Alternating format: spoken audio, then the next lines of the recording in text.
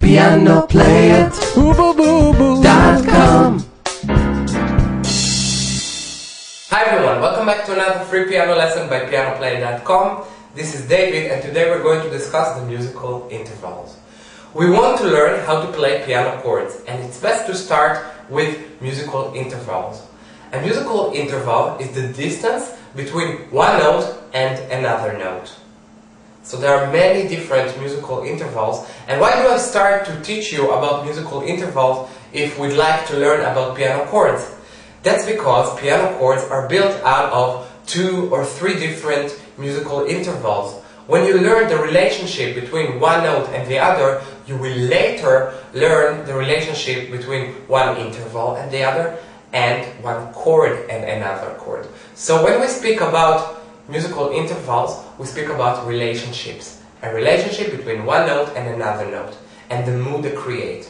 Every musical interval creates a different vibe, a different mood. And today we're going to learn the different musical intervals and their mood. So let's get to work. We're going to discuss 2 different types of musical intervals, the melodic interval and the harmonic interval. What's the difference between them? Both intervals discuss the distance between one note and the other, but the melodic interval is for 2 notes that come one after the other. So if we play first C and then we play E, not in the same time, we create a melodic interval. So melody is basically built out of different melodic intervals. Are you sleeping? Are you sleeping? So we have this melodic interval from C to D, then we have another one from D to E, and then from E to C. You can also go down when you play melodic intervals. So this is the melodic interval. The harmonic interval stands for 2 notes which are played at the same time. So they are played simultaneously. Okay, so C and E create a certain harmonic interval, and E and G together create a certain harmonic interval, and F and G create a certain harmonic interval as well. So now that it's clear, I'd like to discuss the names of the different intervals. I'm going to discuss only a few because I'd like to give you only the important intervals that will help you build chords in the next lesson. And as we proceed in our studies, I will teach you more musical intervals. Now, how are we going to measure the intervals? We gotta have a unit to measure that. And the first thing I'm going to show you is that the distance between a note to the next note, whether it's a black key or a white key, is a semitone or half a tone. So we measure intervals according to how many half tones there are between one note and the other. So C to C sharp is a half tone. This is C sharp, right? So it's a half tone. And here, between C and D, we have a whole tone. So a half tone and another half tone creates a whole tone. So this is a whole tone. This is also a whole tone. So from D to D sharp and E, it's 2 half tones.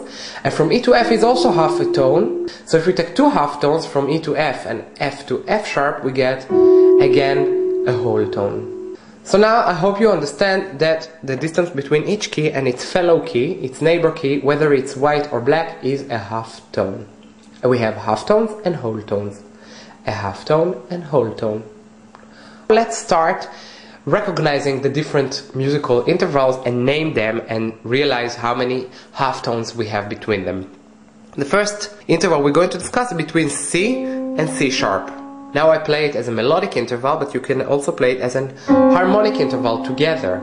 So this interval is called the minor second, and it has a half tone of a distance between C and C sharp. Can you point out at another minor second? Of course, between E and F, for example, or D and D sharp, or E and E flat. This key is called both D sharp and E flat. So if you go down, you can name it E flat and it's still a minor second. If you listen to the harmonic interval it creates, it's really crowded and harsh. So we're gonna use this interval for really dissonant chord, which is really intense chord with a lot of stress. So this is the minor second. The next harmonic interval or melodic interval is the major second between C and D, a distance of half a whole tone. And here's another whole tone E to F sharp. This is another major second. Now listen to the harmonic interval it creates. It's still pretty tight, but it's more pleasant than the minor second, which is harsh. So this is warmer a bit. Next we go to the minor third, from C to E flat. So we have half, a whole tone, 1.5 tone. If you listen to the harmonic interval it creates, it's kind of mellow. Let's find another one. If we go from E, for example, half, 1.5 tone. So from E to G is again so we have a mellow minor third. And now the last one is the major third. So we have 2 tones from C, a half tone, a whole tone, 1.5, 2 tones, and this sounds very optimistic. Let's find another one. For example, from E, half, 1.5, 2. This is another major third.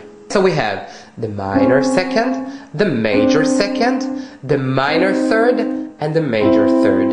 And with these intervals we can basically build most of the piano chords in the world. According to knowing which mood they create, we can later understand what kind of chord we would like to create. Now here's a handy tip from me.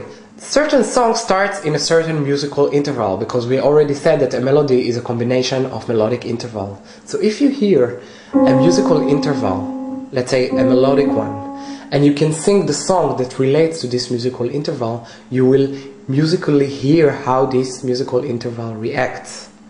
By hearing the musical intervals, you will later understand more clearly how a chord functions in relation to other chords. So for example, a minor second, C to C sharp, starts like the song Stormy Weather. Don't know why starts with a minor second. The major second goes for Are You Sleeping? Are you sleeping? Are you sleeping? So it starts with a major second, okay? So if you take a harmonic interval of a major second, you should try to separate the notes to make a melodic interval out of it, and then you can try to sing Are you sleeping? And then you will recognize that it's a major second. The minor third, for example, starts like the song So long, farewell, auf Wiedersehen, goodbye. Let me show you. So long, farewell, auf Wiedersehen, goodbye. So if you hear minor third, it starts sort of mellow. So long, farewell. You can recognize that it's a minor third. Next we go to the major third, which starts like the song Oh when the saints, oh when the saints. Let me show you. Oh when. This is the major third, okay? So if you hear it, sort of an optimistic sound, you can say da da, oh when the saints, and then you can get an approval that you're hearing a major third.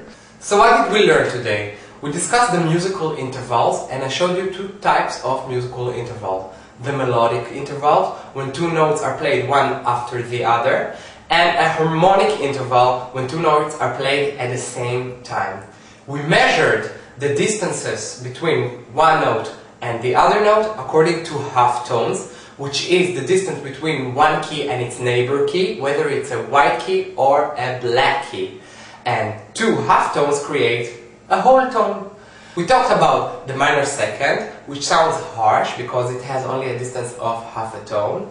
The major second, which is warmer but still very tight. The minor third, which sounds kind of mellow and has 1.5 tone. And the major chord, which has 2 tones, and it is often interpreted as an optimistic chord. So we attached for each of the intervals a song that starts with this specific interval. In the next piano lesson, I'm gonna teach you your first piano chord, C major chord, which is built out of 2 musical intervals that we covered in this piano lesson. We'll go there, we'll learn to build 1 chord and 2 more, and then we're gonna start playing our first piano song. So what are we waiting for? Let's hit the road. I'll see you in the next piano lesson. Bye guys. Piano-Play-It.com. Piano-Play-It.